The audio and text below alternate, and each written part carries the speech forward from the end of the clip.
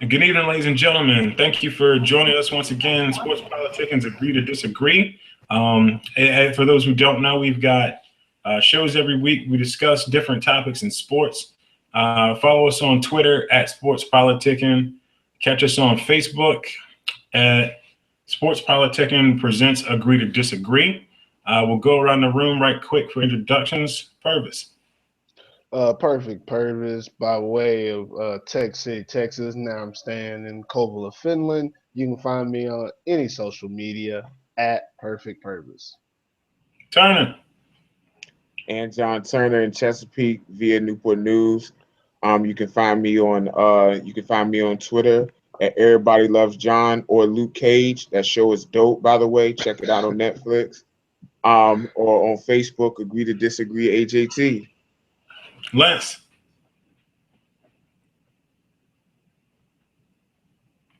Or maybe not. Muted. I see it on there. I think he's frozen for real though. Anyway, so I'm out here living in Wilmington, North Carolina, by way of Chesapeake, Virginia. You can find me on Twitter, aflash79. Once again, follow the group on Twitter at Sports Politicen. We were going to start with Lentz. We were going to start with Lentz and his topic, but we will move on from that until Lentz does something. Like a Chinese anime down there. But why did it get frozen on that face though? Like, that's a real good question. Oh my God, man! I think I'll start it off talking about college football. We'll come back to Lentz. We'll come back around. The top 5 in college football right now, the AP poll has it Alabama at 1, Ohio State at 2, Michigan at 3, Clemson at 4, and Washington at 5. The coaches poll is Alabama at 1, Ohio State at 2, Clemson at 3, Michigan at 4, and Washington at 5. I don't personally feel like, and it may just be me, I don't feel like Ohio State is better than Clemson. I'm not 100% convinced that Washington is better than Louisville. They obviously just haven't lost. I've seen some people talk about Texas A&M being the top 5. They're currently ranked number 6. I don't like Texas A&M at all. I think that of the teams that people are talking about, they're probably the worst team. They just keep finding ways to win games. And I think that a lot can be said about that, obviously to their credit. But eventually that lucky streak's going to run out. They've come down to the wire in way too many games, in my opinion. They should have lost to Tennessee the other day and didn't. Michigan is really interesting on defense. That's the most exciting thing about them. I didn't realize that Jabril Peppers have been playing linebacker as well as defensive back. He's going to be really interesting on the next level. Yeah. I think obviously Alabama at number 1 makes a ton of sense. I would probably put Clemson at 2, like I was saying, Ohio State at 3. For me, I would do Louisville at 4, which would be crazy, I think, for a lot of people because they're a one-loss team. But I think they've played well with the exception of Duke. They played really well, and they should have beat Clemson, to be perfectly honest. And then Washington at 5. I live on the East Coast, so I haven't really seen Washington play, but I know they've put a lot of points up on a lot of people. Have any of y'all actually seen Washington play this year? I've seen them play once, but it was just in passing with some highlights. Can't say that I've watched them play a game. Who watches the Pac-12? I do. That's sometimes. That's the knock that the Pac-12 has of getting into the playoff, is that a lot of people don't watch those games that late because of the time zone difference, and that hurts them the most. Like a lot of people are saying, like, they're not sure if Washington is for real because they haven't watched them. We haven't watched them. It's too late of games to watch. And then when you watch the highlights, I mean, they're highlights. You're not going to be able to tell much about it. So that also has got to be true for the playoff selection community and the AP coaches. Like, they're not sitting there and staying up the next day to watch this team play Pac-12 action. But Well, that's the Pac-12 problem. has some, yeah. That's a problem. If that's your job, okay, we do this pod, so yes, technically it's our job too. Like nobody's paying us for this yet, so it's not our job to necessarily keep up with Washington. Although if you're a college football fan, you should be diligent and watch them. But that's their job. Like, so if they're getting hype and they're a legitimately good team, and I would assume that they are because they're number 7, why wouldn't people be watching them? Look at it. I've actually been watching them play. They have a legit team. I started watching them because when they played Stanford is when I really started paying attention to them, because I was sitting there watching. I was like, okay, let me see what McCaffrey got. See what he's going to do this week. They're going against a legit team now. Maybe they'll be able to stop him. And they did. They shut him down. Had him to 49 yards total yards, not just rushing, 49 total yards, which was huge at the time. But of course, the next week it happened again. But they're legit. I have stayed up and watched them simply because, like AJT said, if you're a college fan, you're going to watch. I'm a college junkie, so I stayed up to watch those Pac-12 games. And that, like you said, that's been an issue even when USC was in their heyday, that people didn't really see USC play because they played so late. So, but Washington is legit. I don't know if I have them. I would put them in the same realm as like a Wisconsin, who took Michigan and Ohio State to the wire. They're a really good team, except they have more of explosive offense than Wisconsin. So I think they're legit top 5 team. I don't know about top 4 yet. So the way that the playoffs are set up, it's still the top 4, right? Top 4. It's still the top 4. Yeah. I was looking at the rankings, and I actually agree with you, Alan. I don't know why Louisville isn't up there, because they lost to Clemson. I don't understand. Like if you, because that's the knock on some of the teams in college. I think it's that Duke game they played. That's why they went down. Oh, okay. Yeah. Because they say, you as a coach and you get the schedule basically more or less who you want. Obviously, it's money and venue and things like that involved. But if you schedule your games against the best teams, like that was at that time, that was a 3-5 matchup. Why should Louisville be punished for losing to the number 3 team with the Heisman Trophy candidate and NFL talent all on the field? I don't understand that. And then if other teams aren't scheduling their games against the best teams, I thought the playoff system was supposed to eliminate what the BCS couldn't do. But I don't know. It doesn't. It does. It does, because the college football playoff rankings aren't out yet. Right now, it's just the AP rankings and the coaches poll. It's not the I don't really pay attention to them until like week 8 or week 9 when their first rankings for the college playoffs come out, and that's when they come. Okay. I think you got to look at it. Okay, everything we're talking about now is about getting to the playoffs. So you're thinking, who are the top 4 teams? We got 3 teams in there that we all know, like we're putting them in the playoffs. We're putting Alabama, Ohio State, and Clemson.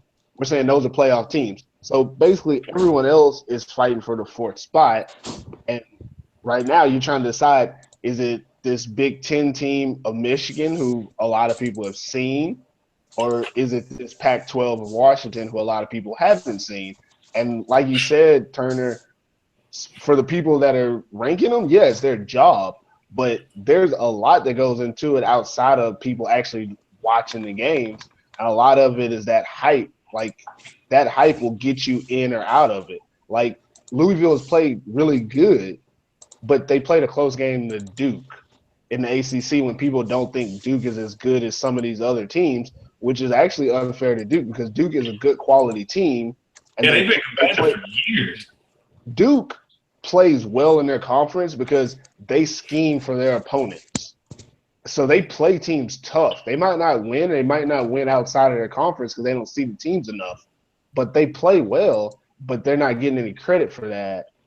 And that's the thing. You got teams like Texas A&M. Texas A&M can lose to Alabama as long as they keep it close. They're still going to be in the top 10, which makes no sense when you look at what happened to Louisville and what's probably going to happen to, I think, Michigan whenever they play Ohio State. But that's later on. Buckeyes going to win that. But those type of things play into it when you're picking those top 4. Like right now, I feel good that we got at least 3 teams that everybody feels comfortable with. But I'm like Lentz. I don't really fret or even sweat about like how the teams are ranked right around 5 through 7 right now because it's the AP poll and the coaches poll. Once the college football, they'll put a little bit more emphasis on who teams are playing, and like Turner said, they're actually gonna watch the games. The playoff committee, I think they actually have to watch the games a lot more closely than the coaches and stuff. Yeah, and I think my main reason why I don't pay attention to the rankings right now is because majority of it is based off of preseason rankings, which I hate. You can't rank in the preseason. These are college kids, man. That's stupid. You're going off of what they did. True, yeah, because all these you got three lost SEC teams in the top 15. That's ridiculous. Get the hell out of here. Gosh. One note going back right quick about Duke. I think it's really interesting. People, you kind of look down on Duke program because they've been a basketball school for so long, but they were in the ACC championship 3 years ago. Like this isn't some team that's never done anything in football. It's always been terrible, always going to be terrible. They're competitive, like you said, every week. So for them to play Louisville well, to me, says more about them than it does Louisville. Obviously, we don't have any of the playoff rankings yet. But it's sad to me that if we were to start it today, that Louisville would be on the outside looking in. Granted, some of that may be a location bias because I've seen Louisville games and I haven't seen Washington. Who's to say that Washington isn't actually better than Louisville? The reality is, like you said, a lot of people have seen Louisville, watched Louisville, and know more about Lamar Jackson than they do about anybody on Washington's team. I had to actually Google it a couple of weeks ago to actually know the name of Washington's quarterback. Everybody knows who Lamar Jackson is if you watch college football at this point. And that star power is kind of going to play in their favor when you're talking about casual fans, obviously. I don't know that the people that are going to be making the playoff rankings will feel that same way if Washington keeps winning. Now, if Washington or Michigan tend to lose a game here, I think that's going to go really well for Louisville. Once we get to the playoff rankings, I think Louisville will jump over Texas A&M if they don't get an advantage for being in the SEC. I think being undefeated in the SEC is one thing, but they don't look good doing it. And I think when it really comes down to it, we start looking at the playoffs, they're going to kind of come back down to come to earth is what I'm trying to say. Even though I don't think they were highly ranked going into the season either. I'm still confused how West Virginia is undefeated and they're not a top 10 at all. I think I agree. Because of preseason rankings. I agree that you got teams like Wisconsin with 2 losses and Louisville with 1 loss, like even Houston with 1 loss. I agree that those teams might be better than West Virginia. But at this point in the season, what you've seen and what they've done, you got to go off of that, not off of what you expected to happen from the teams and how you think it's going to finish. West Virginia is undefeated and isn't ranked in the top 10. There's not more than 10 undefeated teams right now. So how are they not in there? That's just it's a weird system. I don't necessarily think you should just go by undefeated teams because but they're a power 5 team though. I can see it like you got Boise State not ranked in the top 10. They're not in the Power 5 conference, but they're in the Big 12. That's supposed to be one of the big boys. They're undefeated. They're still in the Big 12. Why do they get no respect? Because it's West Virginia in the Big 12 is probably the worst conference right now. Worst conference right now. Like if you're not Oklahoma in the Big 12, you have to go undefeated to get a shot at this playoff. I mean, the reality is they've played Kansas State, BYU, Youngstown State, Missouri, and Texas Tech. I'm not trying to like.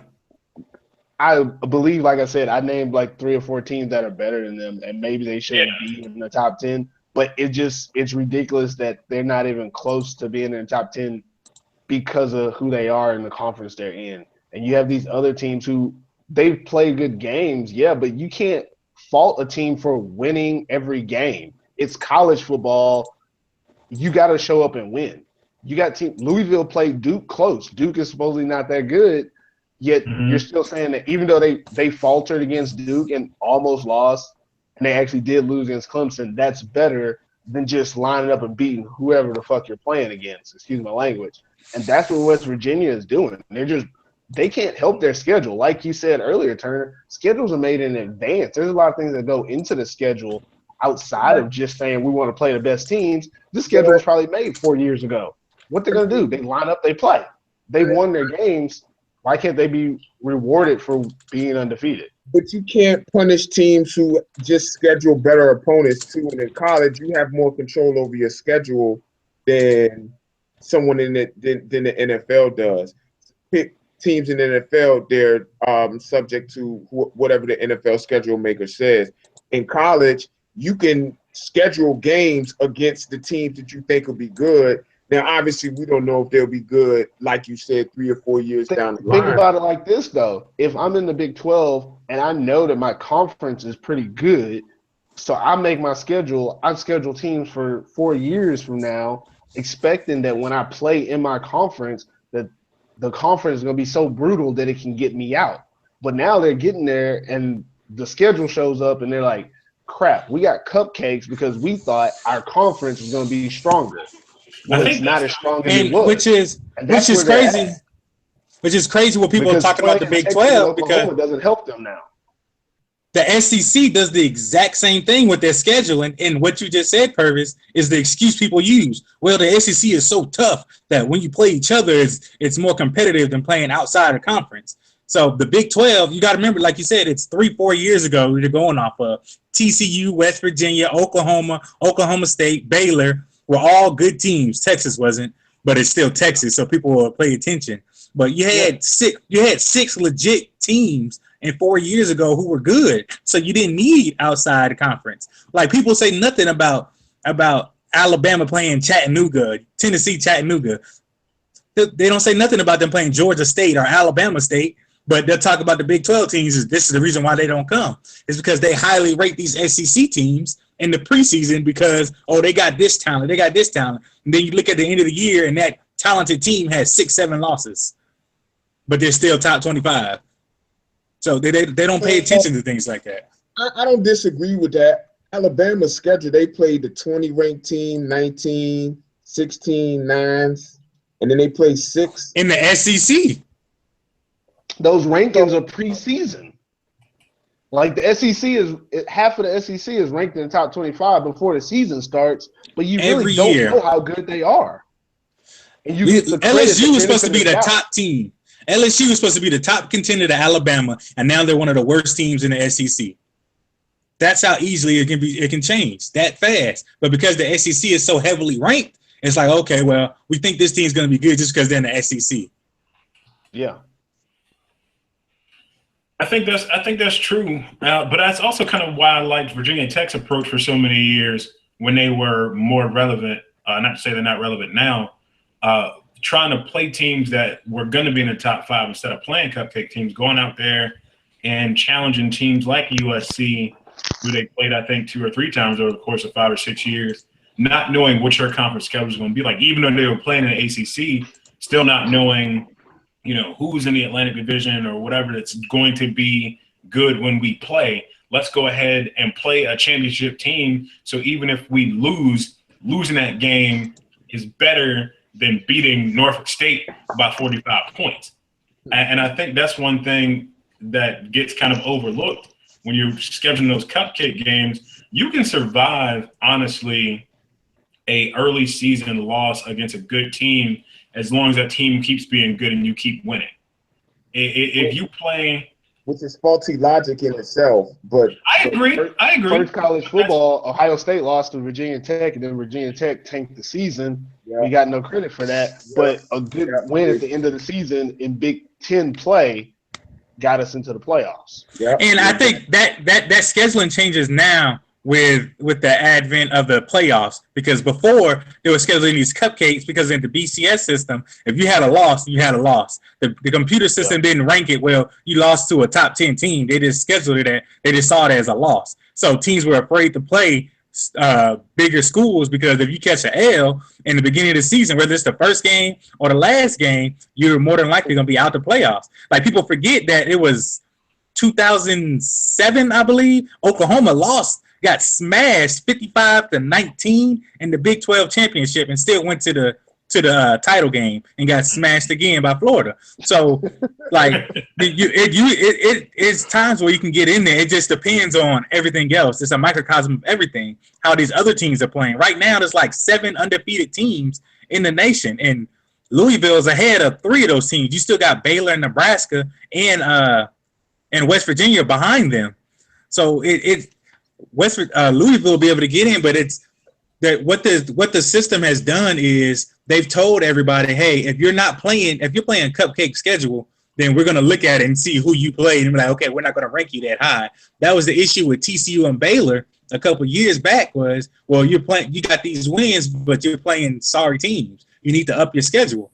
Now other teams are seeing that, like, okay, we need to schedule these tougher out of conference opponents, get these Power 5 teams in. And most teams now are getting that one team in there. You're getting Wisconsin going to LSU, or LSU going to Wisconsin to play. So it's things like that it's changing now, where before it was, well, just schedule cupcakes, because if you get your L, your season's over with.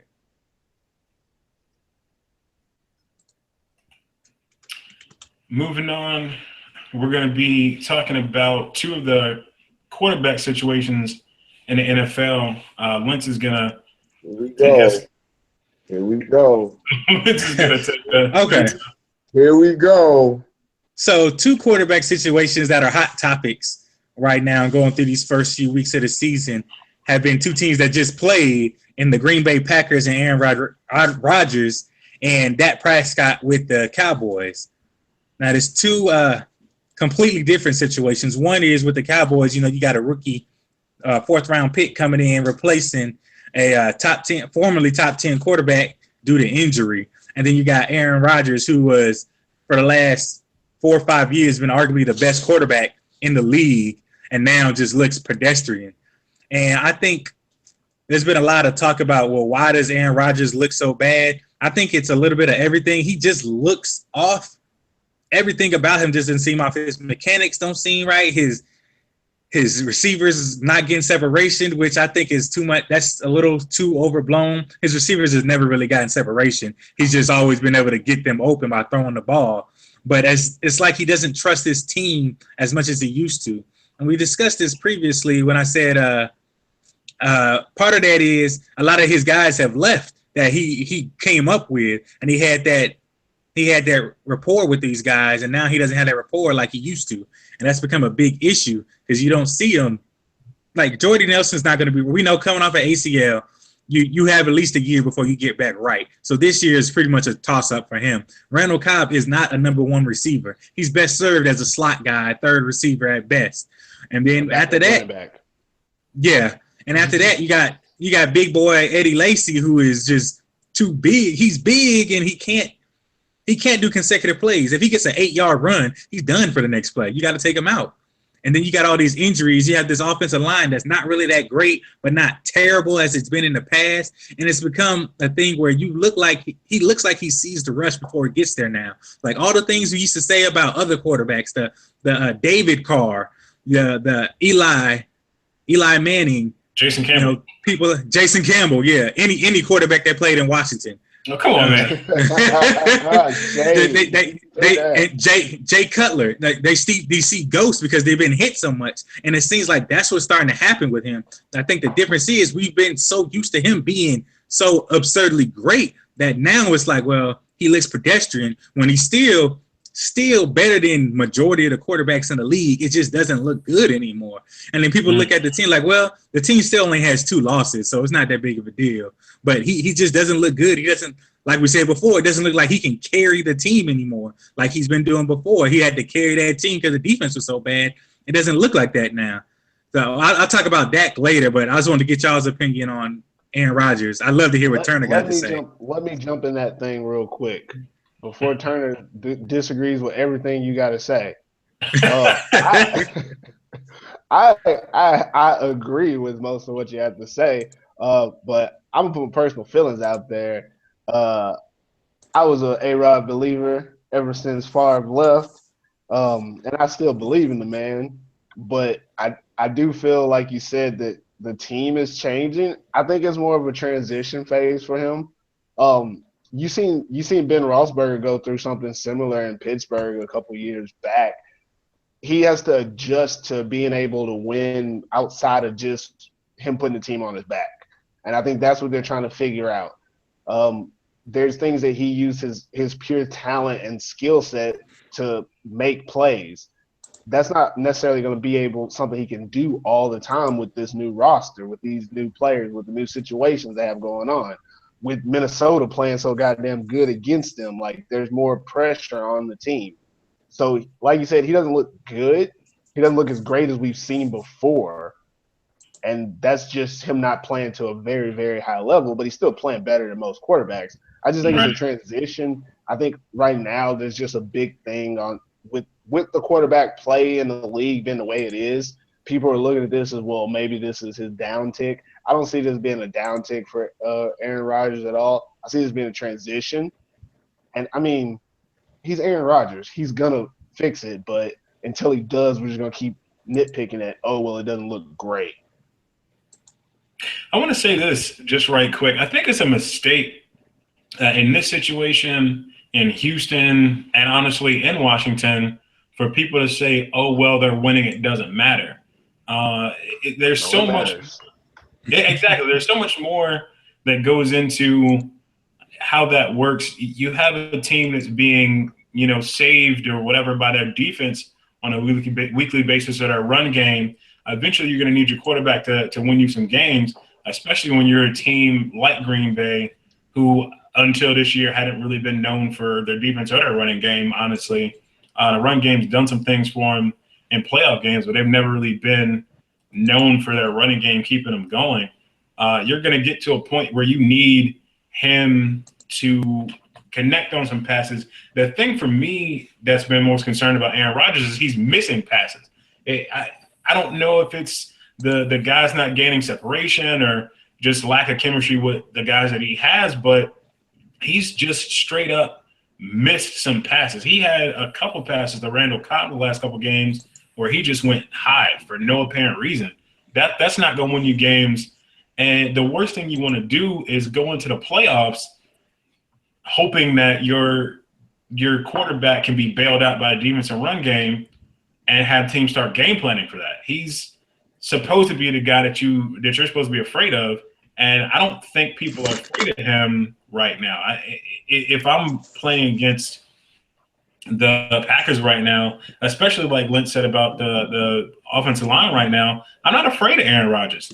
If we can contain the run game and make him have to throw the ball a little bit quickly, he's missing on those anticipation throws, so I feel like we got a pretty good chance.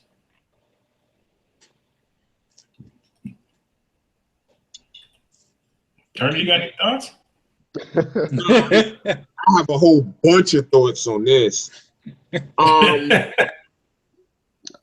gotta stop watch. I'm looking up. Oh no, don't put the stopwatch on me now. Okay, so I've seen about 2.5 games, and y'all know that I'm a stat guy. So I look at the stats, I look at what I see. He's 5th in total QBR right now, but I can't agree with that. He looks bad. He looks bad. Like he's always been one to avoid interceptions. He already has 4, and that's not something that we're used to seeing from him. And a couple of the interceptions that I saw, he literally threw it right to the cornerback, and that's not something he ever does. I was talking to Levin in the group, one of my coworkers today, and his accuracy to me, like his mechanics have never been top notch, but like his mechanics, like he made a few throws Sunday, and they were all upper body, like even in a clean pocket, all upper body, no stepping into the throws or nothing like that. And it just appears that his accuracy and his decision making have all declined precipitously at the same time. And there's really not an explanation for it. I mean, the way that he looks like he throws, like there's some type of lower body injury there. But I don't really. I mean, he runs. He's still mobile. He can still make the insane throws on occasion. I don't think it's separation as much. I think Jordy got separation a lot, especially on deep patterns. But now, after the torn ACL, it's going to be more difficult for him to do that. Cobb usually got open a lot in the slot. I don't know exactly what that's about with him not even being able to hit Cobb, but he just doesn't look right, man. I don't like. I'm looking at his games. He had a QBR of. He's had a 35, a 51, an 84, a 69, and a 99. So that's not bad, but his completion percentage on the year is 60.2. Like, I'm not sure exactly, and that doesn't count drops, but I was just about to ask you about drops because Devontae Adams got about 120 himself. Yeah, that doesn't count drops.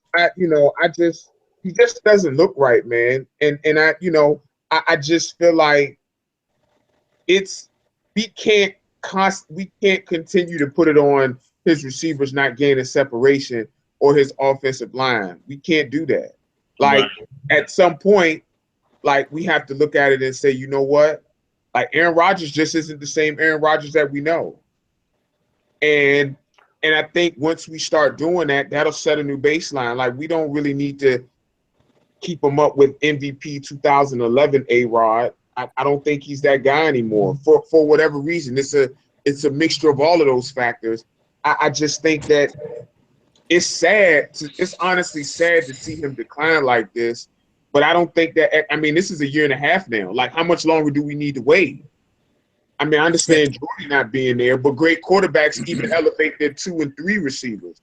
So I don't know. Like, we can't look at him like it's the receivers and just separation. Something's wrong with him at this point. I don't know.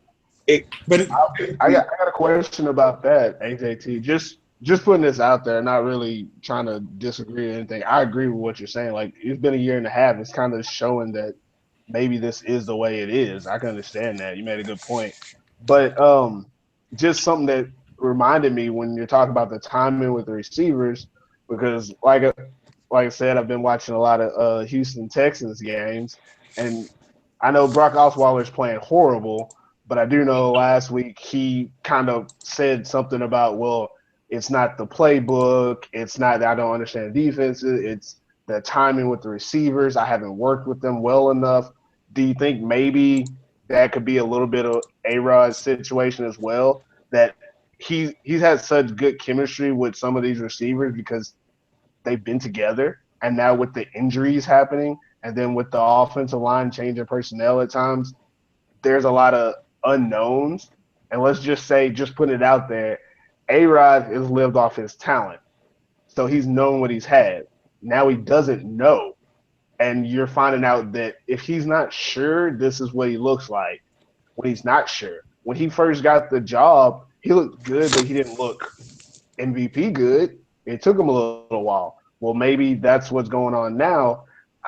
I do kind of wonder if that could be something involved with the whole, like, having a certain amount of practice time with the players while their team is still transitioning. Could that be holding them back? Just kind of a question for you guys. I think that's kind of it, and I think it's also akin to, like, we talk about a top flight receiver, athletic receiver, and you say he's lost a step. It's kind of like that. A-Rod's lost a step, except he's not running. He just doesn't have that same arm talent. He doesn't look good. Like AJT said, like last year, everybody pretty much put it off, well, he doesn't have Jordy Nelson, so that's what it is. But at the same time, he didn't look good last year, but it was just cast aside. Now this year, he looks the same, and it's like, okay, well, maybe it is him. And I've seen so many excuses from blaming McCarthy to blaming the play calling and switching the play calling and the receivers and everything. It's only so much, like he said, like, I agree with AJT. It's only so much. There's only so far you can go. I've agreed with that because there's only so far you can go before you look at the quarterback. And I'd be a hypocrite if I didn't look at him when I was saying the same thing about Peyton a year before anyone else said it. that he didn't look the same, and there's something wrong with him. So there's clearly something wrong with A-Rod. We don't know what it is. There's nothing on the injury report. I've heard that he had personal things going on. I don't get into all that. That's BS to me. But personal issues at home or whatever. But I mean, there's clearly something wrong with him. Clearly, you can see it. He just doesn't look good at all. But even in saying that, he's still better than 24 to 32 starting quarterbacks. So, I mean, even at his what we think is worse, he's still better than 90% of the league. He's better than Geno. I don't think the math comes up to 90% when you say 24 out of It's not 90%. Okay, 32 divided by 24. I wasn't sure who it was. I knew somebody was going to say that. Wait, didn't they math his strength? Now he's checking other people on their math, huh? Hey, I didn't even numbers like that, like 24 out of 32. I mean, I broke it down. It's like 60 something or 70. Nah, it's more than that. It ain't 90. How about that? It's not 90. It's not 90. It's in the 80s. This is not math, politicking, and agree to disagree. It's math, politicking.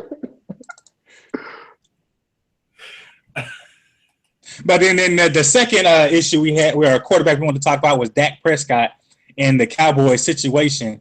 I feel like this is way overblown. Like, Dak has been good in context. He hasn't been great. They've played 6 games. He has 7 touchdown passes. If you look at any other quarterback in the league and you said that, you'd be like, well, he's not really playing that well. It's the defense and the running game carrying him. So he's been good, but he hasn't been as great as people are trying to say.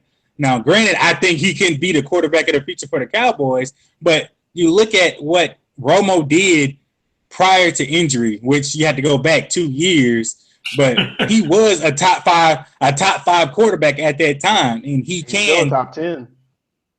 He's still top 10, yeah, at this moment. I don't think anyone thinks Dak is a top 10 quarterback right now. So why wouldn't you go back to Romo? Like, right now, do you know for without a doubt that Dak can go out and win a game for you? You don't when everything else is breaking down. When you can't run, the defense turns back into a pumpkin, is getting beat down. Like, you don't know that. You know Romo can. But do you know that Romo can still do that, though? That's the issue. That's what I'm saying. You can still put Romo in. If he gets hurt, take him out. He's hurt. But Romo will give you the best chance. I don't know if I agree with that anymore. I don't. And here's why I say that. They're always going to be able to run the ball. And I know in football there's nothing that's certain behind that offensive line. And with Zeke, I don't see a team that's going to stop them from running the ball like they want to. Them boys on that line, they pave holes. And then Zeke, although not a transformative Adrian Peterson type talent, is an elite running back, and he literally does everything for them. Switching back to that, I think an underrated aspect of why their offense is good, Dez has been hurt, but I think Dak said it one day in a press conference, I'm going to throw to who's open. Mm-hmm. And he said that he was going to feed it to Dez. And I think that everybody was like, what? You're not going to throw it to your main guy? But I think that makes the offense less predictable. Essentially what the Cowboys are doing now, they built their offense like they did back in the day. Tough O-line, great running back, one stud receiver, and they have the other parts around them. And that's essentially how they're building their team now. I don't necessarily know that Romo in this state, I love Romo. I'm a huge Romo fan, and I don't necessarily believe you should lose your job to injury. But that's under the assumption that you're going to come back and play at the performance level that you did before you got injured. Or in this case, Romo in 2014, when he had his best season. I don't know that Romo can do that at this stage. Why not let Dak do it? And Romo is mobile in the sense that he can scramble and buy time, but Dak can run. So that opens up your offense. You can do option plays, things like that. That makes it harder to game plan for. I agree with you. Dak's numbers look pedestrian if we're just looking at touchdown passes. I'll also point out, though, that that offense moves the ball, and that's just as important. For instance, my go-to stat, Dak is number 2 in total QBR, 82.8. Like you can't deny, and the eye test matches that for me at least. He looks good. He's not asked to put the team on his back like Romo. But you just said about Rodgers. But what I'm saying, my eyes see something different with that than they do with A-Rod. That's my point. Now, if A-Rod had the help on his line in the running game, he may not have to throw as much, so he wouldn't look as bad theoretically. My point is that Dak is playing ball right now, and because we don't know that Romo can return to that level that he was, why put him back in there and mess up a good thing with that? That's all I'm asking. It's gotten to the point where he's playing so well, he doesn't look like a caretaker anymore to me. Mm-hmm. I think one of the things that nobody's really talking about is the fact that you had so many people talk about how, you know, they enjoy playing for Prescott, how comfortable they are with him under center.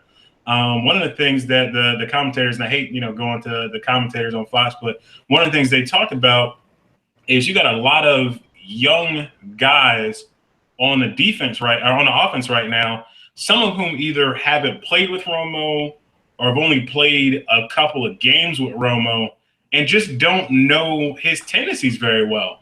So they actually may be more comfortable with Dak Prescott. So my thing is, let's say Romo gets healthy or healthy enough to play, gets back in the game, and the chemistry of the offense is off because these guys don't really know how to play with him like they played with Dak, or just don't play as hard for him because they don't relate to him the same way. I mean, how old is Romo? 35, 36? Like he just is at a different point in his career than some of these guys are, and that includes Dak Prescott. And what happens again if he gets hurt again, and now you go back to Prescott and he doesn't have that same momentum? Like, I think that the momentum aspect of it cannot be understated. I think momentum is overrated. Yeah, I think momentum's overrated as hell. I'm sorry, Alan. you get a -5.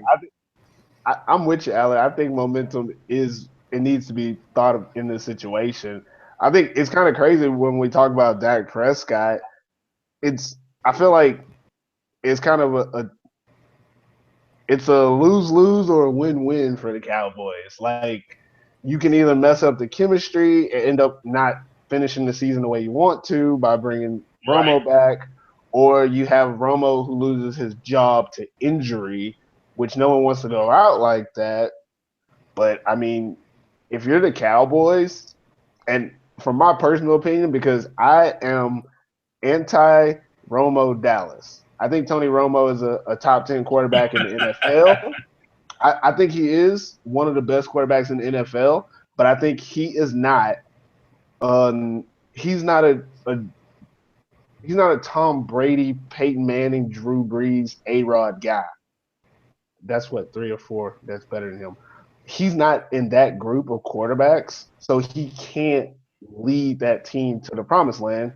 And when he plays, that's how they treat him. They treat him like he's that guy when he's not. He's a really good quarterback. But when you have Dak Prescott, they don't treat him like that. They treat him like he's a quarterback, which is what they need right now. That team does not need a Tony Romo to win. I think they probably need someone a little bit Prescott, but for the time being, Prescott is probably their best option of getting there as a team. And like one of you guys said earlier, with the chemistry with the younger guys, he gels better with that team. I think this is a perfect time for Tony Romo, Cowboys, get a contract somewhere else. He's still mid-30s. He'll play another 15 years the way the NFL is going now, and he'll play on a good team. What? He'll play how long? He'll probably play another 4 or 5 years, though. Realistically, he'll probably play another 4 or 5 years somewhere where he can do his thing and actually help the team. In Dallas, what he does isn't going to help Dallas get where they need to go. You got to look at it sometimes. I know that no one wants to make that tough choice, but you got to look at it. Is putting Tony Romo going to help Dallas get where they need to go as an organization in the next couple of years? No, because what Tony Romo does great doesn't fit with what y'all have going. You have that offensive line built. Use it. I'm pretty confident they're not going to release him outright. I will say that. No, probably not. You can get value for him. I think he, like I said, he's still a top 10 quarterback. I don't know exactly what they're going to do, but I think you can get value for him. Just looking at the cap on Spotrac.com, like if he's released this year, that's $40 million in dead cap. Wow, he won't get released. Take that back out. No, he won't. No, he won't. I think Dak has vastly exceeded expectations, so I think there's some of that going on. And I'm not necessarily saying he's going to turn back into a pumpkin. I also don't think he's going to be an 82.8 QBR quarterback for the rest of the year. Mm-hmm. But I don't know if I mess up a good thing, and I don't want to sound cliche because I hate sound like momentum. It does, doesn't it? Yeah, it does sound like a whole another word for momentum. Well, I don't want to take out a quarterback who's playing great right now and then replace him with one who we don't know is going to play great. What about this? What if, let's say, because they've only played 6 weeks in the season.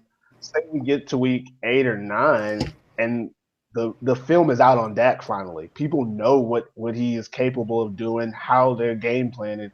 You notice in the NFL, 16 games is so much longer than the 10 to 11 games you see in college because these people watch film.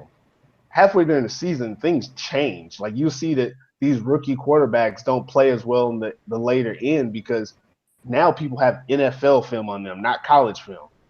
Once people get all this film on Dak, do you think the defenses will adjust? And personally, from my mindset as like a football coach, if I have someone like Tony Romo on my sideline, teams make adjustments. It'd be the perfect time to throw him in and change what we do.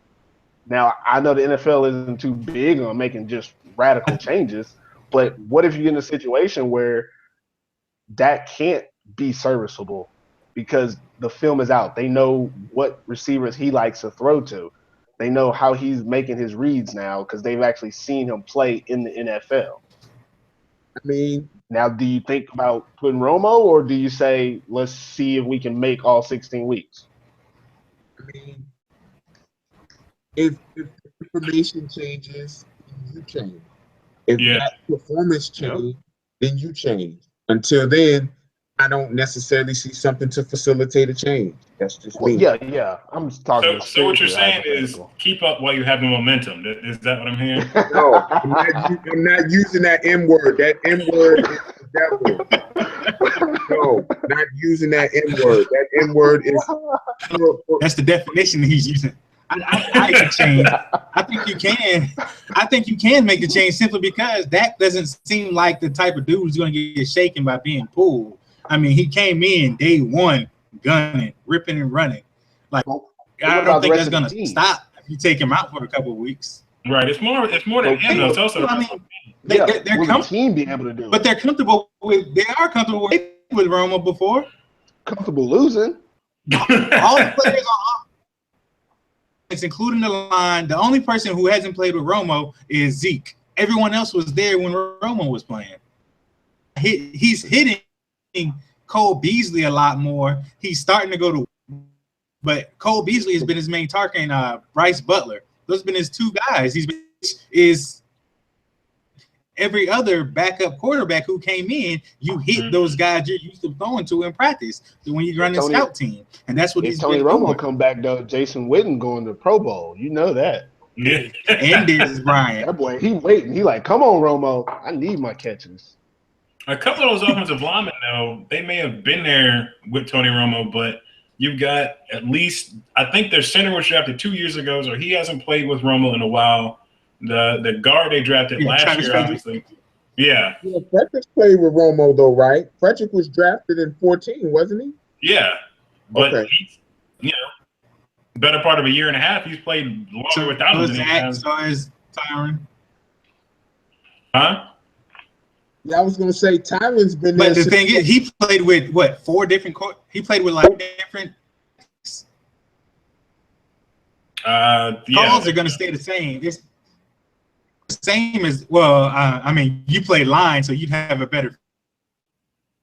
Fitz is not playing blocking for backs, where you had to get a feel for how patient they are, how they're going to hit the hole. You're still going to have the same call, getting used to how he calls things. You know he's not going to move out the pocket. And to his credit, Dak ran that much. He stayed in the pocket. He runs when he absolutely has to. But he's going to stay in the pocket. When you get Romo in there, you're probably you've seen how they play when Romo's in there. They're going to pass more.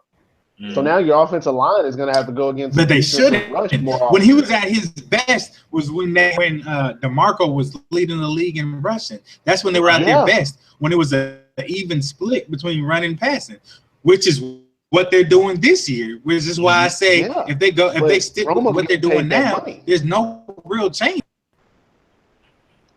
I don't think that once he. That's why I say that you should put Romo back in. Yeah, but how long is it going to be 50-50? You know, it won't be. Not with Romo. I agree. They've proven it time and time again that guru. At some point, how many passes even when DeMarco Murray was playing great, you would see late in the game when the game is on the line, it becomes the Romo show, and Romo has proven that he can't win that show. And you got to think about it. He's a veteran quarterback. When he's in, he can make calls that they probably won't let Dak Prescott make. There's checks that he has that Prescott probably isn't allowed to have yet. Not saying that they're limiting Prescott like in the offense, but there's probably situations where they're like, you can only do this, this, and this. And for Tony Romo, he's like, shit, I've been doing this for years. This is what I'm going to do. When I see this front, if I see this defense, this is what I'm going to do. And that gives you a different feel. Right now, they got a really good feel because the offense is kind of flowing as it's planned, as it's supposed to, as the team is evolving. When you put Romo in there, it's going to go off of how he is evolving. Mm-hmm. And the thing about it is that might not mesh with where they are right now. But it's a tough situation for them. You know how I think it's with Madden. Like if you start off bad and like towards the middle of the season, like it says you're a buyer and then you change to a seller, like at the trade market. I think the Dallas Cowboys expectations have changed. They're 5-1 right now. I don't necessarily those mentioned. No, not momentum. those things that you mentioned have value, being able to audible at the line. But they really have the best of both worlds now. They're playing with the future while being good in the present. That's really hard to do. And you don't really want to set that timetable back. Let me ask you this. What if there's someone – is there a team that would be willing to trade for Romo? No, I'm sure. If that happens, would that be the best situation? I mean, he's not Jay Cutler. I think there are teams that would be interested. Denver. For that price tag. No, not for that price tag and his injury history. We just got rid of a limp quarterback. Yeah, they're not going to pay for – no. Denver's not going to pay for that. If Romo was healthy, you telling me Cleveland wouldn't take him? From being the I think Cleveland would. I don't think Denver would. Why would they? As Arian Foster was this offseason, whereas when he's healthy, he's very well. But the thing is, he hasn't been healthy in the last 2-3 years. So why would you pay that much for him? I don't see that happening. Yeah, I feel like you can give him a shot here in Dallas still because you know what he can do and you know what you can fall back on. I think Prescott being there hurts his trade value because you already know that team's got an answer. You know what I mean? So it's like if Tony Romo was available for trade, it's because y'all don't really want him. So we don't really need to do anything drastic, and you don't want to leave this kind of money sitting on your bench. If they were just trying to trade him for, he was unhappy, whatever the case may be, I guess that probably wouldn't be a lot better. But you know that at some point you're going to have to pay other guys, and why keep a really expensive quarterback sitting on your bench when you've got a guy that you love in Dak Prescott? I think there'll be more on them to make a deal than it will be on some team to get him. The Jets should take him. We not going there with the just for two. No. No. Y'all don't want y'all savior for Ryan Fitz magic. Nah, man. We'll leave that. No. Yeah. No. You can't do that. No. You can't. Let's keep this scrub in here because he makes $12 million a year. Oh my God. Oh my God. Who's worse, Fitzpatrick or Osweiler? No. Fitzpatrick. No. Stop it, man. Fitzpatrick, without a doubt, I think. Man, we could talk about this. Yo. It's terrible. I'm not. Nah. This good games in his career. Nah. People want to keep him in there. Has it been that many? Here he had 6-game stretch where he threw 18 touchdowns. What's the difference in that and Kirk Cousins? Not to start another debate, but Why not? You started the debate already. All of y'all get -5, man. Yo, who brought up Fitzpatrick, yo? One is 34. One is 34. Right. One's 28. damn close to 29 now. It's still Oh, too. Chris 34. Winky is. Is it not crazy? Chris Scrubs. Winky is a QB coach on some team for the Rams, actually, I think. Yeah. Yeah, so old. yeah, he He old went when he straight came from in. he went from college to being an old coach, just like that. Like there was no transition. Like he didn't get on the team. He immediately became a quarterback coach. They're He like, was you in Carolina. He can just wasn't good. Nah, he just he was. he went from like being a college quarterback to like an NFL quarterback's coach. Like they were like, you've been around so long, we're not even gonna make you do assistant graduate work. No, come on, man. You're in the NFL now. And he runs them practices. I've seen the hard knocks and stuff. Shit. He's like 80 now, so I like to over exaggerate with my numbers so y'all get my points that I'm making. Sorry. But Lentz can't do it. Right? No, he can't. 90%. Last 75, my bad. Our last topic is going to be the NBA. GMs were polled on what player in the NBA they would choose to start their franchise with. Turner's going to tell us a little bit more on his thoughts on it. So what happens every year is that the NBA, excuse me, they have a GM survey, which is usually an exercise in futility, trying to understand how these people have jobs. But this year, for me, it was pretty interesting, and here's why I think if you were starting a franchise today and you could sign any player in the NBA, who would it be? And a few things surprised me by the answers. For those who don't know, Karl Anthony Towns was one at 48.3. He's one of my favorites. The second was actually Durant at 20.7. And the third was LeBron. So a few things there caught my attention. First, the GMs actually acknowledge Cat and that he has the potential to be great. And he looks like he's going to be great. He looks like he's going to be the next prototypical center. Can defend the post, can defend pick and rolls, guards on switches, hit the three. So that's good that they finally acknowledged that. Second was the fact that they actually said LeBron is still a choice, even at 31 and in his 14th year. Again, everybody knows I'm a big LeBron fan, but that just seems a bit that's a bit of a stretch, only because at 31, how much longer are you going to be at that elite level? And then the fact that Steph Curry was not in the top 3. I think I was talking to someone about this earlier, and I think I had 2 trains of thought on this. The first one was, I think people still have trouble determining who's the driving force in Golden State, whether it's him or whether it's Draymond Green and now it's Durant, or people are still turned off by his finals performance from last year. He was clearly injured, but he still played. And I think some of the sheen has kind of, I guess, dried off on him because of the finals performance from last year. Personally, I agree with Cat. I think he has the potential to be the best player, not just big man, best player in the NBA in 3 or 4 years. I'm not sure about Durant too. Nobody picked Westbrook. I mean, Westbrook was one of the ones that was there, but I guess in older guard, I mean not older, but he's relying on his athleticism. And Anthony Davis was an 86.2 last year, and he was one of those also receiving votes this year. So that kind of just shows how far the luster is off of him. I just think that these are the same GMs that said Kobe should take the last shot, despite copious amounts of evidence that said that Kobe's one of the last people who you should have taken the last shot.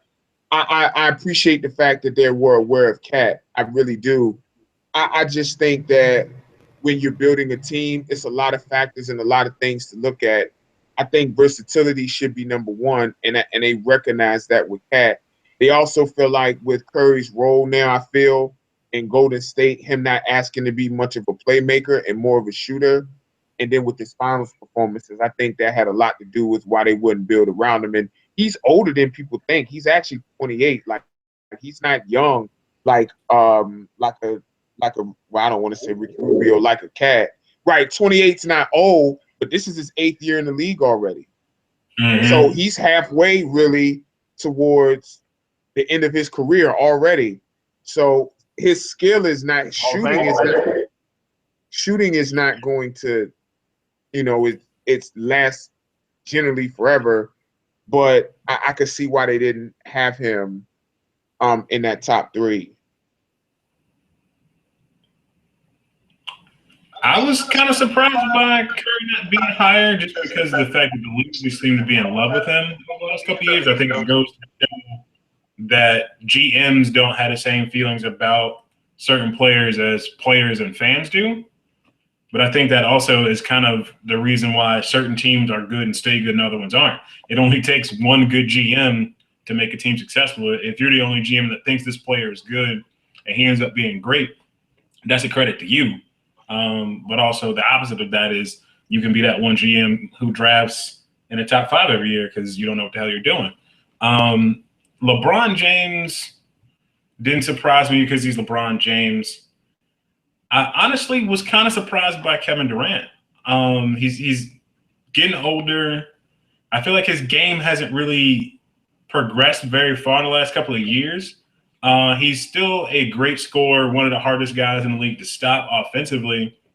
But in a league that values the three-point shot now more than ever, I think the fact that he's more of a volume shooter than he is like a real threat. Not to say he's not a real threat, but I think when you look around the league at guys now, especially those two in Golden State that are taking a lot of threes and making a lot of threes, he takes a lot of threes and makes a decent percentage. But you wonder if you're building another team around him, would his attempts continue to go up? Would his percentages go up with it? And is he really the guy? I mean, there has always been concerns when he was in Oklahoma about him not being aggressive enough. And if that was because of him or because of Russ, whatever the case may be. I love Karl-Anthony Towns. Obviously, my favorite big in the league is Andre Drummond. But I do think Karl-Anthony Towns has the chance, like you said, to possibly be the best basketball player out there in a couple of years. I don't even know if it'll be 3 or 4. It may be a little bit more than that. But I think he's got a chance to be the real deal. I'm excited about him. I think just like everybody else, I would probably pick him to build a team around as well. Because if you've got a guy who can do everything he does, you can surround it with shooters and a couple of good defenders. You got something. I don't know that Durant's that same guy. I feel like Durant is still a guy that you need to put another superstar with. And that's why he would have been lower on the list for me. Anthony Davis, I love, but at this point, he just hasn't stayed healthy enough. And he's at that point now where you have to be concerned about if he can. I mean, has he played 82 games yet in the season? I don't know that he has. I don't know that he will. No, the most games he's played, I think, was 66. And I know 66, I believe. I'll tell you. right now, but go ahead. I know that the team has been excited because he put on 15 or 20 pounds, something like that, since last season. But I'm starting to think, I mean, this isn't the first time he's done it. I just don't know that putting the weight on, that putting the weight on is going to make a bigger difference as we want it to, maybe just because of his style of play. He does get up and down a lot, jumps and all that kind of stuff. I don't know that he physically is going to hold up. And just for the record, I'm one of those guys that doesn't have a problem with Kobe taking the last shot compared to anybody else he's had on his team the last 4 or 5 years. When you look at the Lakers, there may be guys in the league I'd rather have take a shot if I had to pick one guy in the world. But, I mean, GM's going to go with what they trust. Even if it's wrong or inaccurate. Okay. Like you said, that's why some GMs are good and others aren't. It doesn't take a whole bunch, you know. You just honestly, the difference between being a good GM and being a bad GM these days is only a couple of picks. I mean, how many teams are in the league right now who connect on every draft pick? I mean, I'm a Bulls fan, and I was reading an article earlier today that's talked about how we've missed on so many picks, but we also got Jimmy Butler in a late first round. The jury's still out on Nico, but Mirotic is possibly gonna be good. I don't know. I have my concerns about him. Well, we've had some pretty good pickups in the last couple of years, but when you look around, Oklahoma City is a team that a lot of people talk about drafting really well, but after Russ Westbrook, Serge Ibaka, and Durant, they went a couple of years without really getting anybody who contributed a whole bunch. Obviously, Steven Adams has kind of changed that, but there was a point in time where they really weren't doing a whole bunch in the draft. So there's only a few picks these days that separate being a good GM from being a bad one. So it's just a matter of getting those couple picks right. I'm going to weigh in here real quick for y'all. I hate this question. Who would you start? Like, just like you just said, last year, Anthony Davis had 86% for this question, but in a year, he's not in the top 3 anymore. And kind of like what AJT said, well, you're not sure that he can stay healthy. Well, crap. What is it? Carl Townsend?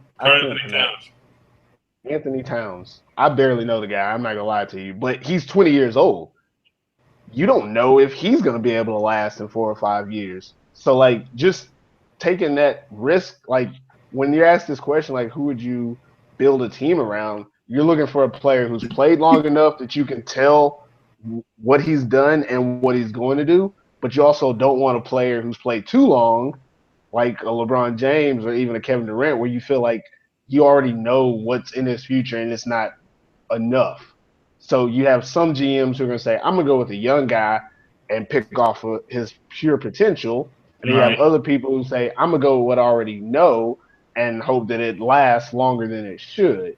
And it goes back to what you were talking about, Alan. It's a hit or miss. I think this question is ridiculous because it's almost no way to answer it informed. Like anyone giving an answer isn't there's no way to like give an educated guess to this question because there's so many variables involved that you can't really say, well, I'm going to start a team around this. Like, one, you want to start a team around one guy.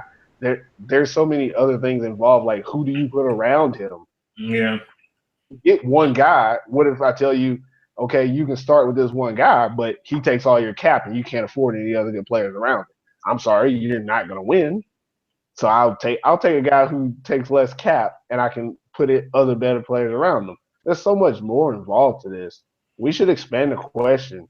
If you could pick a 12-man roster, who would you pick? And then see with no cap space.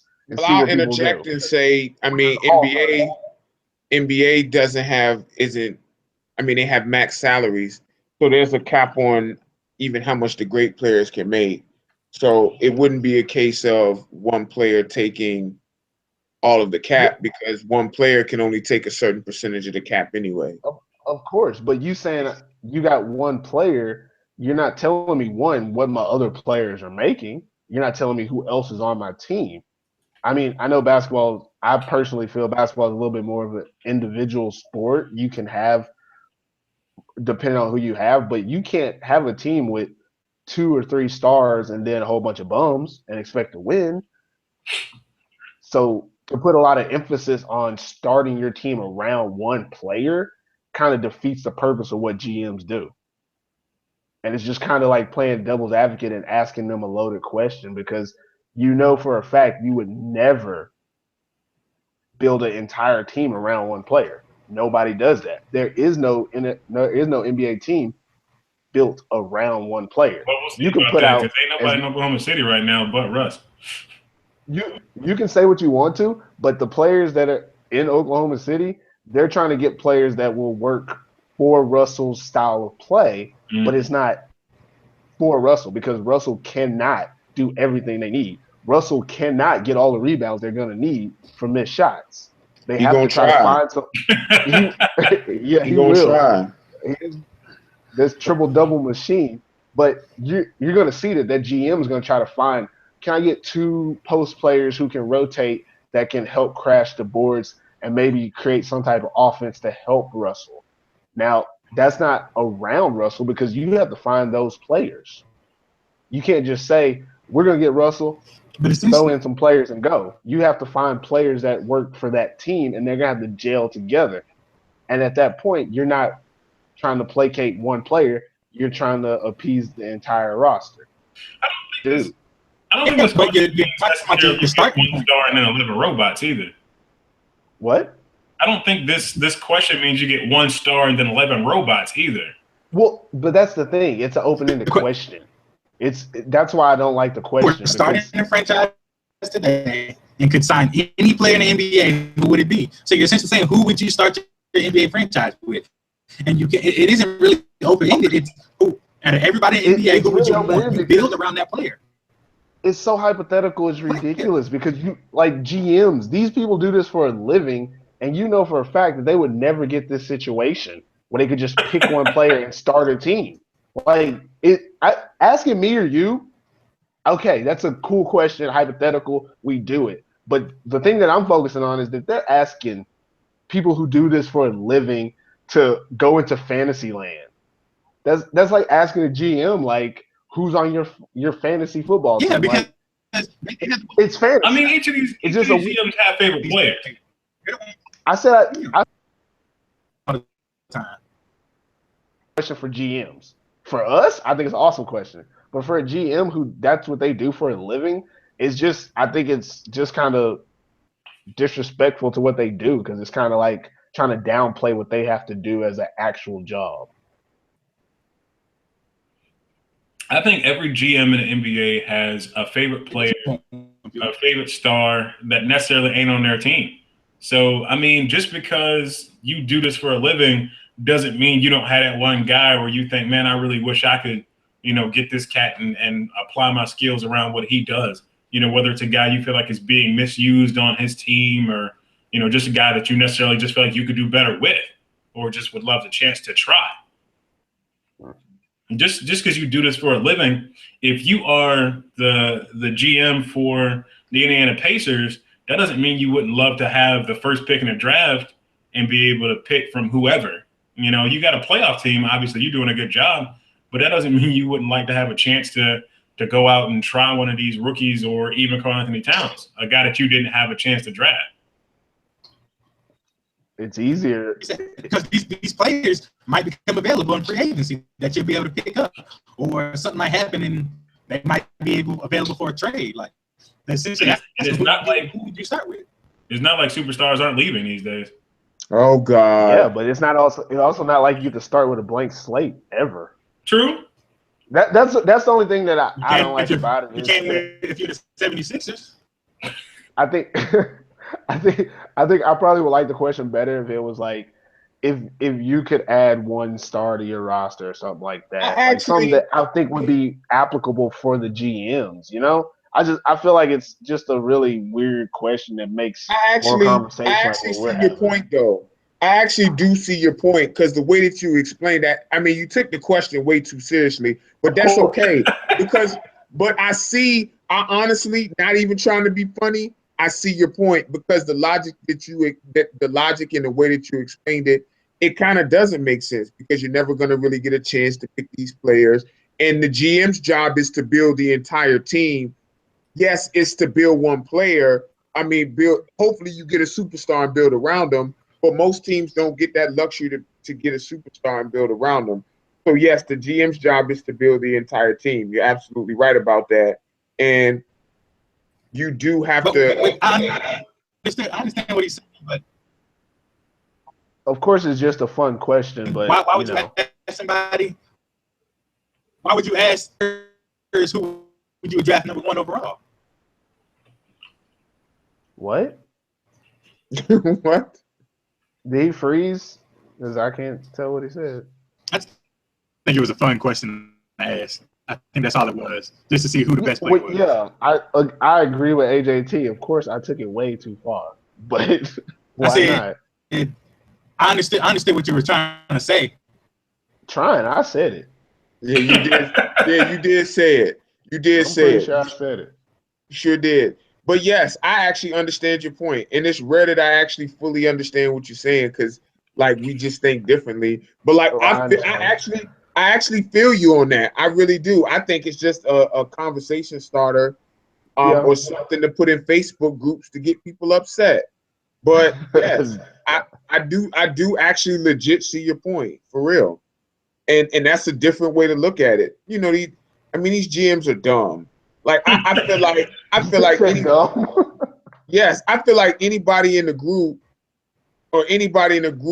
you learn how to manage the cap. Like you got access to all types of information where you can evaluate players. I feel like I could do it. I feel like a few people in the group could do it. Like, I mean, I do agree with you on that. I feel like a lot of GMs in the NBA do a horrible job at scouting talent and stuff. Yeah, because like what Hinton said earlier is like it's hit or miss. Like there's not that many players in the NBA on rosters. Why is it such a hit and miss? I mean, it's a lot of factors though outside of that. Like, I think a lot of the situational too, though. Yeah, I was gonna say, how hard are they gonna work? Like, you don't really know that. Like, I mean, what kind of culture are they in? Like, we just talked about DeMarcus Cousins. I think we was talking about that before we went live. Yeah. Like, DeMarcus Cousins, excuse my language, is in a shit organization. Mm-hmm. Like, and that's my team. That's my squad. I'm a Kings fan. And I'm a casual fan, but yeah. Very casual. Like, our organization is a dumpster fire. Like, our owner literally talked about playing 5-on-4. Like, he literally in an article, Google it. I'm so serious. Yeah, he literally talked about wanting to play 5-on-4. This is our owner. Like, come on, yo. You got Vlade, who's a GM, has no idea what he's doing. Peja, who's my boy, he's his crony, and they just are flubbing up the entire organization. We have 5 centers on our team. If this was NBA Live 96, where like nobody had dribbling stats and everybody dribbled with the same speed, that would be dope. You'll grab literally everyone. This is not NBA Live 96. This is real basketball. You have arguably the best center in basketball. Then you have Cauley Stein. Then we got Scal. Who they can't even get on the court. Right. Then you got Costa Koufis, and then the guy from Greece who we drafted. I don't want to butcher his name. Why do we have 5 centers and none of them? The best person who stretches the floor is DeMarcus Cousins, and he needs to be the one inside. I don't get it. On 2K, I'm putting in all them centers, and I'm just throwing it to the post. I'm not even taking it out the ball. I'm just throwing it into the post from like the out of bounds line, into the post. Everybody. See what happens. I mean, you can't even get the ball up the court unless DeMarcus brings it. Just throw it down there. Oh, okay. But you know how 2K do. Like you're gonna throw the ball out of bounds at least 6 out of 10 times. If you're trying to I would have to hope that it actually goes and stays in the court. Yeah, that'll be the funniest part. You trying to throw it in the post, and they just gonna be like trying to reach the ball, and they go, nah, man, nah. But yes, that was an interesting one. Other highlights from that GM survey, though, they said LeBron would win the MVP. Which player forces opposing coaches to make the most adjustments? That was LeBron. Which player is most likely to have a breakout season? Devin Booker, who looks to be very good, but he's trash on defense. I hate to say that. Best point guard was Steph. Best shooting guard was Harden. Best small forward LeBron. Best power forward Anthony Davis, and best center DeAndre Jordan. Quick question. Quick question. They said that Harden was best shooting guard. Yeah. Did he get snubbed last season? Snubbed that was by coaches and players, though, wasn't it? Don't coaches and players get reserve voting? I don't think if you mean snubbed by he wasn't on an All NBA team, then then yes. You know exactly what I meant when I said snubbed. I just didn't remember what the award. No, I really didn't. Like, because you can be snubbed for a lot of things in basketball. Talked about this before. That's the only reason I brought it back up. No, I mean, I don't think he made an All NBA team last year. So if that's what you're asking. Yeah, so what we're saying is the GMs think that he's the best shooting guard in the league, but the coaches and players don't agree. Coaches, I'm gonna look at. I don't think on that survey, one of the questions were which head coach makes the best in-game adjustments, and I initially just thought, oh, they're gonna have Pop on there, but Rick Carlisle is actually number one on that list. Wow. Pop is second, and Brad Stevens is third. Shaw's inside on that. I actually agree with it. Stevens like Rick Carlisle is a magician. Somebody go look at Dallas's roster real quick and ask how they made the playoffs last year. Just go look. True. Like somebody literally like they have He's a great coach. He's a great coach. So yes, I agree with that as far as the adjustments part. He does make chicken soup out of chicken shit. I definitely think that he needs to be in a position with better players. I mean, to really see what his coaching acumen does. Like there'll be games where like he'll go zone for like long portions of the game. Like do some funky zones too. Matchup zone. I'm like, I don't know. But like he has to adjust because this is probably the least athletic roster in all of basketball. I think I agree with you on that. I think his coaching ability has kind of hurt him in that they don't feel like they necessarily have to have the highest caliber of players because he's going to be able to win games with them anyway. So he needs a raise. To me, he had. I don't want to say he is Bill Belichick, but he has that same type of essence. Maybe it's not a plug and play, and well, his Tom Brady has been dirt, but he runs a certain type of system where it doesn't really matter what players he gets the best out of them, except Rondo. But I mean, essentially, whoever gets there, you get the most you can from them, and he caters his system. He caters what he does to their talents. Whereas most coaches are well, this is what we're going to run. This is what we're going to run. If you can't run it, then you just won't play. Which I do like that about him. Yeah, I mean, Russell Westbrook was the most athletic. Yeah, I was kind of surprised though he didn't get more out of McGee last year. And I don't know if that's just because JaVale McGee's a knucklehead or what. I mean, Salah looked really good throughout most of the season, but I really thought that, like you said, with their lack of athleticism, that he would get more time to play, and he really didn't. Interesting. Who they have is the best moving without the ball. They got Klay Thompson number 1, Kyle Korver number 2, JJ number 3, and Steph number 4. Man, I forgot Kyle Korver was still doing stuff. I want to know. He was in the league.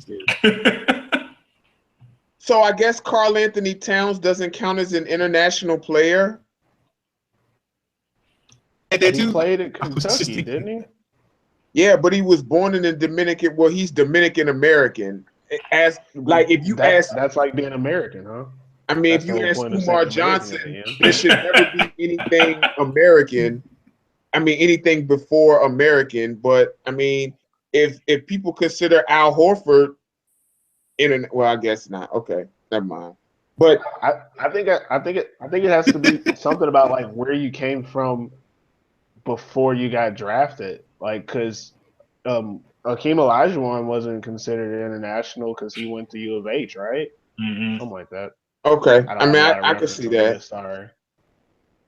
I don't have a lot of reference, but I think that's how they do it in the NBA. It's crazy. They call me African American. I ain't never been African. Let's Interesting. definitely not get into that right now. Just interesting. Really weird. No, I mean that is real though. I've had that conversation with a lot of people. I don't get how that works either, but I don't know if that's a topic for tonight. No, not for tonight. We gotta make a whole podcast dedicated to that. Yeah. Well, as always, we want to thank everybody who watched tonight, everybody who's gonna catch it on YouTube. Before you continue, I wanted to ask: is anybody gonna submit a video to the Your Take First Take Stephen A thing to go up there and debate them? I don't want to talk to Stephen A about nothing. I ain't Okay. got nothing to say to him. Oh, okay. Wow. Okay. I guess he gets -5 points then. I haven't watched First Take He had the- forever. I can't do it. Okay. I'm with him. I just don't do ESPN no more. Yeah. I don't have ESPN, so I couldn't do it if I wanted to. It ain't worth having, in my opinion. I have fun watching NFL Network nowadays. They're funny. Nothing they say makes sense, but it's funny to watch. Yeah, I mean, they literally they say literally anything. I'm like, yo, that's not even correct. But okay. Yeah. Like, But that's not. They got good characters, you know? It's saying it. And that's all that matters sometimes. So I was actually thinking about submitting the video. Better than hearing Trick Dilfer explain crap. Submit that thing, man. How do you have to submit the video?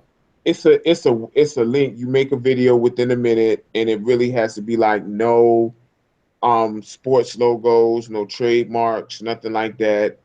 And you submit it, and you try to get, I guess you're getting their attention. And if they pick your video clip, then you go up there, all expenses paid, and you debate on First Take against Stephen A and Max. So what they're saying is, don't nobody want to talk to them, so they got to have a conversation, so somebody will talk to them. I honestly thought about talking to Stephen A about LeBron and Jordan, because like I really have an issue with his take on that. Like, I honestly was going to do that. I don't know if I still am, but like I thought about doing it. Like I don't like. Here's my advice though.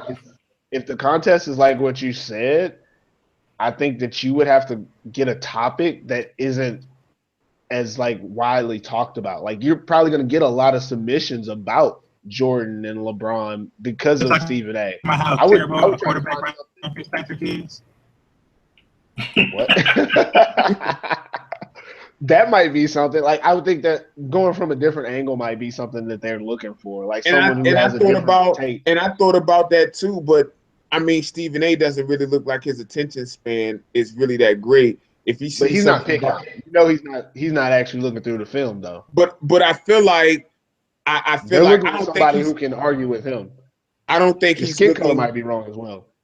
Maybe I don't necessarily think he's looking at the choices, but I feel like he would just look and say, "Oh, he brought it on this argument. Yes, this is something that he could talk about." I don't know. Maybe I'm overthinking it. But but to what he was saying, how much can you say about LeBron and Jordan that hasn't already been said by the entire planet? I don't disagree with you. I don't disagree with you at all. I was just thinking something that would get their attention. I think on that. Something that you can really talk about is the quarterback play in NFL, because I feel like a lot of people aren't talking about it the way that we're talking about it. That you can see there's a decline. Yeah, and you of all people would use your stats to back that up. I think that's something that would actually get you really noticed, because that's something people aren't really talking about, but there's evidence that it's true. And I think if you brought that there, a different view, but something that can be sustained statistically, it might be something they'd be willing to give you a shot at. Only reason I wouldn't do statistics is when this first take ever cared about statistics. When did they ever cared about anything? True. There you go. Stephen A., if you're watching, agree to disagree. I mean, you know, we appreciate you and all that, man, but you can get this word. He appreciates I don't care about that. You do. I'm not gonna make it. Make sure you cut that up specifically, Stephen A. You can get this word. Get this word. Get this word. Like, believe it. You cool and all, but yeah. We're gonna tag him on Twitter. There we go. And the way that he responded to some of his followers, he'd be like, "This is blasphemous." You had a temerity to tag me in this. About to right now. Why not? The worst thing. The worst thing. I don't follow it. I don't follow him. I don't know. I do. I follow Jamel Hill. Why? Never mind. Why, same reason I would follow Stephen A. Smith. Never mind. I'm gonna stop. We love you, Jamel. We do. Oh, I love she's funny. She's funny on Twitter though. Like I wouldn't mess with her, man. I actually think I follow her on Twitter. I don't know. Now that I'm checking it, I don't know. As a matter of fact, I'm gonna look right. Like, I'm gonna be honest, man. Ever since we started doing this, like, I barely go on my personal Twitter anymore. I don't follow her. I can say that with confidence. Yeah, I know I follow her. I got my reasons.